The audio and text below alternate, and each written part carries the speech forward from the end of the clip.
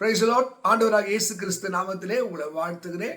மீகா 2:13 படி தடைகளை நீக்கி போடுகிறவர் உனக்கு முன்பாக கடந்து போகிறார். இன்னைக்கு மனுஷ வாழ்க்கையில பல விஷயங்கள் தடையா இருக்கிறது. நல்லா அழகா ஆரம்பிக்கும், ஆனா அது தடைபட்டு போகும். இப்போ தேவன் சொல்கிறார், தடைகளை நீக்கி போடுகிற தேவன் உனக்கு முன்பாக நான் போகிறேன். அப்போ இந்த தடைக்கு சில பிசாசு சொல்லுவோம் காரணம், சில மனிதர்கள் சொல்லுவோம், அது உண்மைதான். ஆனால் முதல் குறிப்பு பாருங்க, ஏசாயா 54:2, உன் கூடாரத்தின் இடத்தை விசலமாக்கு, உன் கயிறுகள் நீளமாகட்டும், ஆனால் நீ என்ன பண்ணாத, நீ தடை செய்யாத. சில சமயத்தில் நம்ம உழைப்பு கம்மியாக இருக்கும், அறிவு கம்மியாக இருக்கும், திறமை கம்மியாக இருக்கும், சில சோம்பலினாலே சில நன்மைகளை எழுதுவோம். ஆண்டவர் மனுஷனை பார்த்து நீ தடையாக இருக்காது, உன்னுடைய இயலாமையோ அறிவு குறையோ தடையில்லாதபடி உன்னை சரி பண்ணிக்கோ, உன்னை ஆயத்தம் பண்ணிக்கோ. மக்களே, அது படிப்பாக இருந்தாலும், வேலையாக இருந்தாலும், குடும்ப வாழ்க்கையாக இருந்தாலும், ஒருவேளை திருமணம் ஆகின பெண்ணாக இருக்கலாம், ஒரு கணவன் எப்படி இருக்க வேண்டும், மனைவி எப்படி இருக்க வேண்டும், படிக்கிற பிள்ளை எப்படி படிக்க வேண்டும், இந்த சொசைட்டியில் எப்படி இருந்தால் முன்னேற முடியும் என்ற அறிவை நீ பெற்றால் உன் வாழ்க்கையில் இருக்கிற தடை நீங்கும். நம்ம தடை சொல்லுவோம், அவங்க சரியில்லை, இவங்க சரியில்லை, இவங்களால தான் இந்த பிரச்சனை. உனக்குள்ளே இருக்கிற இயலாமை அறியாமையை நீங்கள் நீக்கினால், தடையை நீக்கினால் உன் வாழ்வு சிறப்பாக இருக்கும். ரெண்டாவது, கலாத்தியரில் 5ஆம் அதிகாரத்தில் நீங்கள் வாசிக்கும் போது, கலாத்தியர் 5:7, நன்றாகத்தான் ஓடினீர்களே, சத்தியத்துக்கு கீழ்ப்படிய போகாதபடி உங்களை தடை செய்தவன் யார்?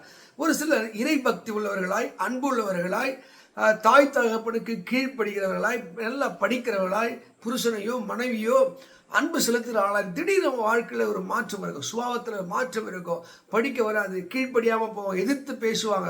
காரணம், யாரோ அவங்க வாழ்க்கையில குறுக்கிட்டு அவங்க முன்னேற்றத்தை, அவங்க அறிவை அவர்களெல்லாம் பண்ணுவாங்க, தடுக்கிறவர்களாக இருப்பார்கள். பார்த்தீங்கன்னா, சில தவறான வழியிலே கொண்டு போவார்கள், அவங்கள தவறான போதிக்கிறவர்களாக இருப்பார்கள், சிலர் அவர்களை காயப்படுத்தி அவர்களை தடை செய்கிறவர்களாக இருப்பார்கள். மக்களே, நீங்கள் உங்களுக்கு முன்பாக இறைவன் ஒருவர் இருக்கிறார், அவர் போகிறார், அவர் தடைகளை அவர் நீக்கி போடுகிறவராக இருக்கிறார்.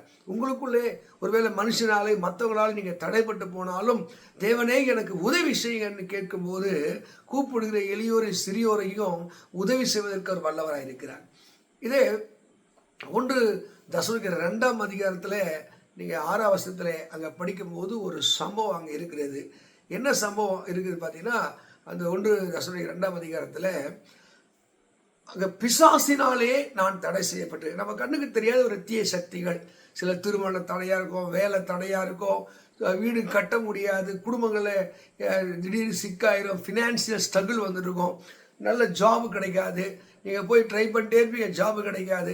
இப்போ தேவன் சொல்கிறார், ஒருவேளை பிசாசு கூட உங்களுக்கு தடையாக இருந்திருக்கலாம், அந்த தடைகளை உடைக்கிறவர் உங்களுக்கு முன்பாக கடந்து போகிறார். மக்களே, நீங்கள் எந்த தடை, பிசாசு தடையா, மனுஷ தடையா, ஒருவேளை நீங்கள் தடையாக இருந்தாலும் தெய்வத்தை நம்பும்போது, ஆண்டவரை எனக்கு உதவி செய்ய, என்னை காப்பாற்றும் என்று சொல்லுகிற போது தேவன் அற்புதம் செய்வார்.